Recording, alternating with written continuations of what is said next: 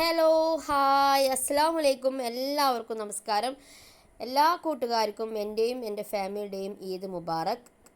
ഇന്നത്തെ ഈ വീഡിയോയിൽ പെരുന്നാളിൻ്റെ തലേ ദിവസത്തെയും പെരുന്നാളിൻ്റെ അന്നത്തെയും കുറച്ച് വിശേഷങ്ങൾ ഉൾപ്പെടുത്തിയിട്ടുള്ള വീഡിയോ ആണ്. തലേ ദിവസം എനിക്കും പാത്തൂസിനും ഒന്ന് ഡോക്ടറെ കാണാൻ പോകേണ്ടി വന്നു.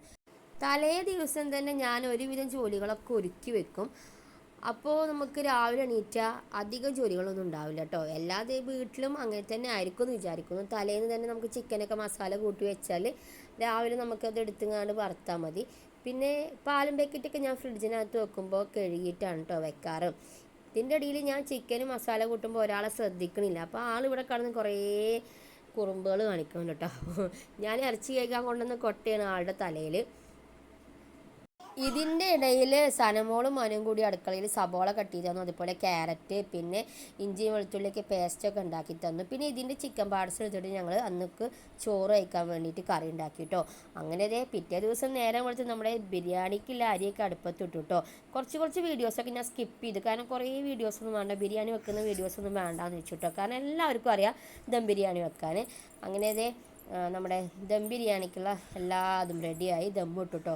രാവിലെ 6:30ക്കാണ് ഞാൻ ബിരിയാണി ദമ്മ് ഇടുന്നത് കേട്ടോ. ഇത്രയും ധൃതിയിൽ ഞാൻ എന്തിനാണ് ഉണ്ടാക്കുന്നതെന്ന് വെച്ചാൽ, എല്ലാ പെരുന്നാൾക്കും പെരുന്നാൾ നിസ്കരിക്കാൻ പള്ളിയിൽ പോകണമെന്ന് ഞാൻ ആഗ്രഹിക്കാറുണ്ട് കേട്ടോ. പക്ഷെ എനിക്ക് നടക്കാറില്ല. നമ്മൾ സ്ത്രീകളാണല്ലോ, ഒത്തിരി ചില പരിമിതികളുണ്ട്. ഇത്തവണ ഞാനും മോളും കൂടി പെരുന്നാൾ നിസ്കരിക്കാൻ വേണ്ടി പള്ളിയിൽ പോയി വന്നപ്പോഴത്തേക്കും നമ്മൾ പായസം കുറച്ച് കട്ട പിടിച്ചിരുന്നു കേട്ടോ. പിന്നെ അതിലേക്ക് കുറച്ച് ചൂടുവെള്ളത്തിൽ പാൽപ്പൊടിയെ കലക്കി ഒന്ന് അതിനെ ലൂസാക്കി എടുത്തു. അങ്ങനെ നമ്മുടെ ദം ബിരിയാണിയൊക്കെ സെറ്റായിട്ടോ. ബിരിയാണി ഒരു കുറച്ച് ചെറുതായിട്ടൊന്ന് വേവ് കൂടിയിട്ടോ, ചെറുതായിട്ടുള്ള അധികമൊന്നുമില്ല. അത് കുറച്ച് നേരം ഒന്ന് തുറന്ന് വെച്ചപ്പോൾ സെറ്റായിട്ടോ.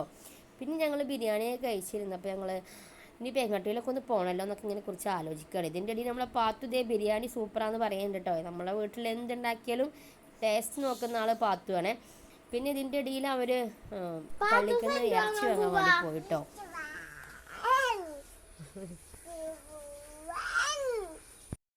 ഇറച്ചി കവർ കൊണ്ടുവന്നപ്പോഴേ പാത്തു കയ്യിലാക്കി കേട്ടോ. പാത്തു സനമോൾക്ക് കൊടുക്കണില്ല.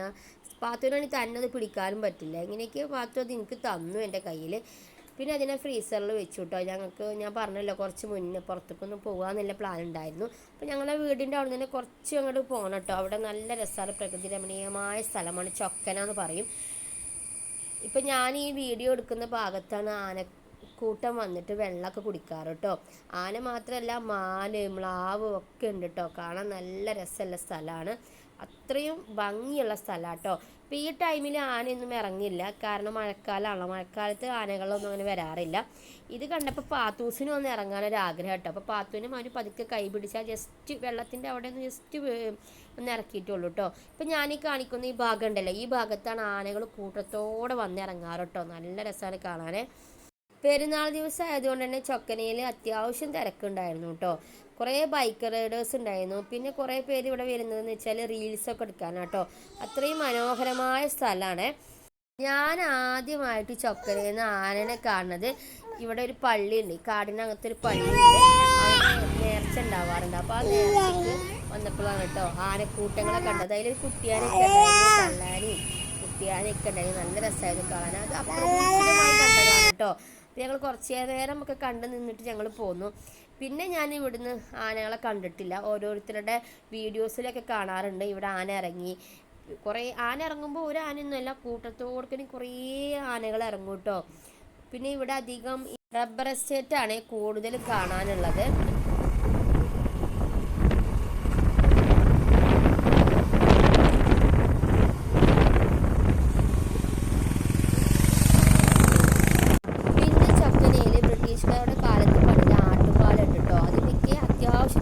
അപ്പോൾ അത് കാരണം ഞങ്ങൾ ആ ഭാഗത്തേക്ക് പോയില്ല. ഇരുട്ട് പകലിനെ മാടി വിളിക്കുന്നത് കണ്ടതോടുകൂടി ഞങ്ങൾ ചക്കനയോട് യാത്ര പറഞ്ഞിറങ്ങി.